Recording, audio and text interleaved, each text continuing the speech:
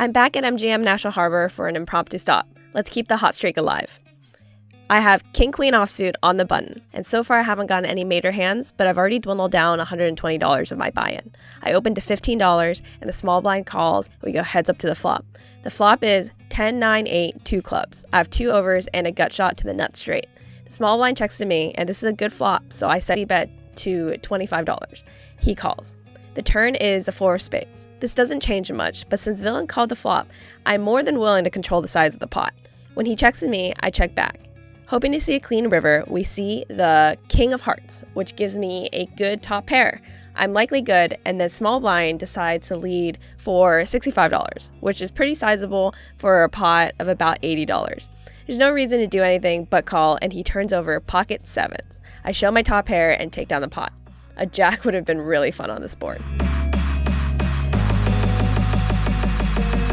The next hand I get is 10s under the gun. Watching this hand and analyzing this hand after the fact, there were a lot of cringy spots, so bear with me here. Pre-flop, I open under the gun to $15 and only the cutoff calls. I absolutely destroy this flop with top boat, but this is where I made my first mistake. Given that I was a pre-flop opener, I should be c-betting most flops. However, there was probably a part of me that was really hoping to stack this player by the river, so I checked hoping he would catch something on later streets. I was really careful about not trying to scare him away, but a really small bet could have probably been better for building the pot. On the turn, the queen of diamonds adds another flush draw and a higher card to the board. I'm really hoping my villain connected with this, and I check to him. He takes a bait and bets $15. Here, I make my second mistake. I really should have raised him for value, as a top pair would probably not fold at this point. Additionally, if he had spades or diamonds, he would definitely stick around, and the pot would be bigger by the river for me to bet larger and get more value after the flush gets there. Instead, I'm still hoping in the moment that he hits an even better hand, and I slow play yet again and only call. The river is a jack of hearts, which breaks out both flush draws. The roller I was envisioning now has pretty much no way of happening. There is a very low chance this guy hit a gut shot straight, and he definitely doesn't have a 3.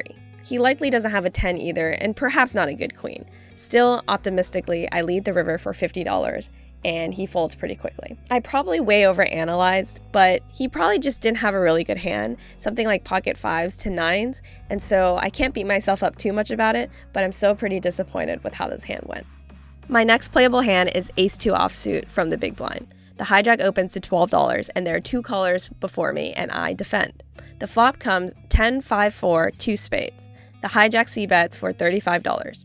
It folds to me, and with 1 over, a gut shot, and a backdoor nut flush draw, I call 1 just to see what the turn is. The turn is the 5 of clubs.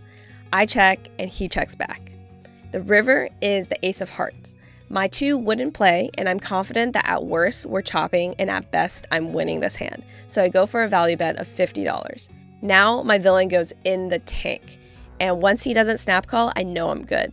He stares at me, does this really weird, intense stare that makes me quite uncomfortable, and it goes maybe 2 or 3 minutes before he decides to fold. Keep this in mind, remember this guy, because we play the next hand with him as well.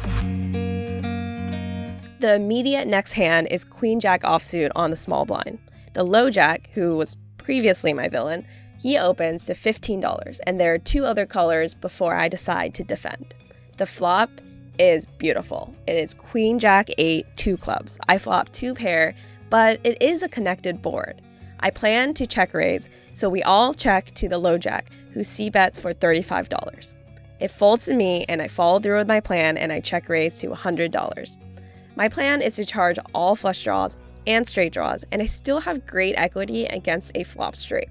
Sets are definitely possible, as this guy was a pre-flop aggressor, but that's a worst case scenario, and I can't play thinking that there's monsters under the bed. At this point, my opponent goes all in for $485, and I immediately feel sick to my stomach. I know I cannot let this hand go, despite how big of a jam it was, and it's actually less likely that he already has a made hand, unless he flopped a straight and is hoping to have me fold a flush draw. I take a big sigh and call. And I'm really glad when I see a turn was the 4 of spades and the river is 7 of hearts, as the flush draw doesn't get there. He shows, ace-3 of clubs for the missed nut flush draw. That was a very interesting spot. I'm assuming, honestly, that he 3-bet jammed on me a little bit out of tilt because of the back-to-back hands and because he had to let go to me on that immediately previous hand. It is very likely my opponent made this bet to get precisely my hand or something like ace-queen to fold, but it doesn't work because I'm too stubborn.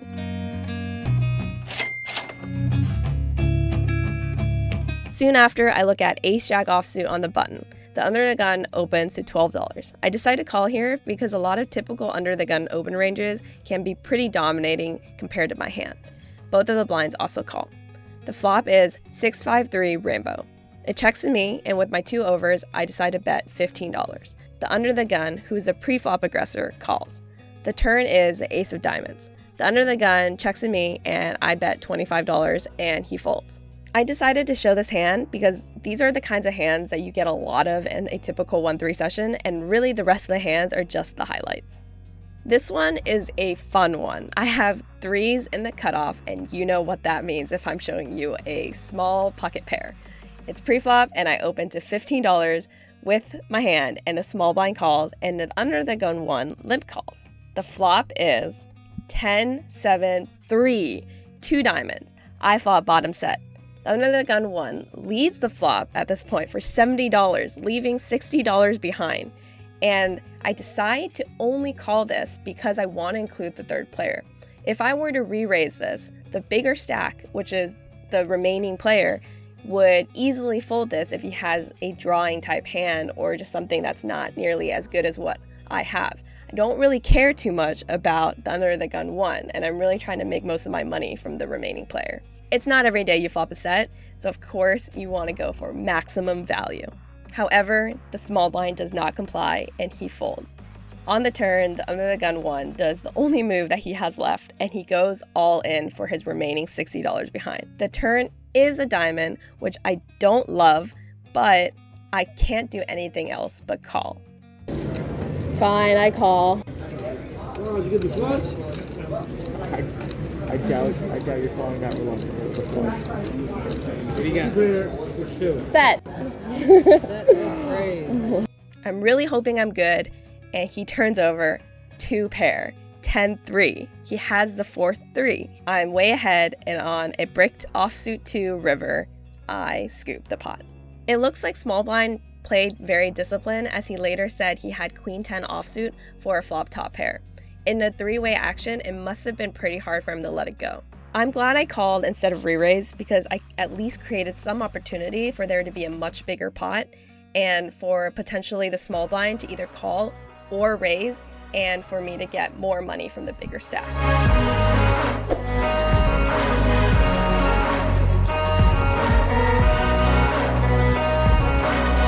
I'm feeling pretty good about my big stack when I look down at King Jack offsuit in the hijack position. I open to $15 and the small blind defends as we go heads up to the flop.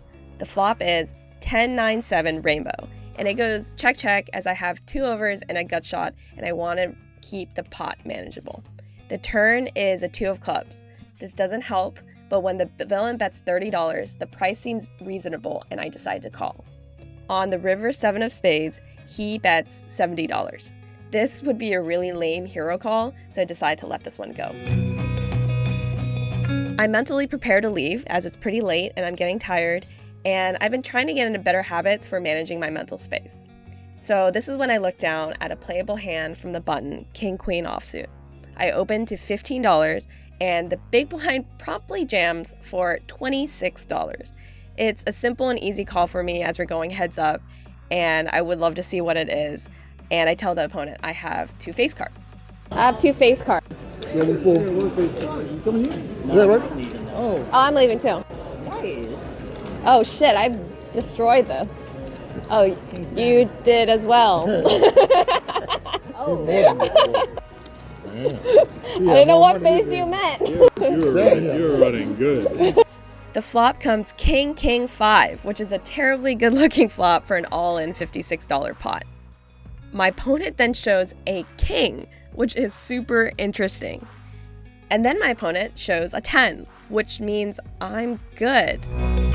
immediately followed by the crushing reality of a 10 on the turn. So, oh wait, never mind. And the river is inconsequential as I realize that I'm running really good, and even when I lose a pot that could have been really, really big, I make it out all right because the stack was only $26.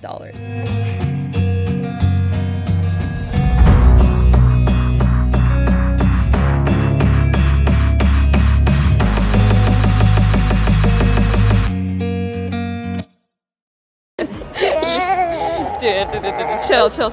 Only Act hands, like you've done this. only hands.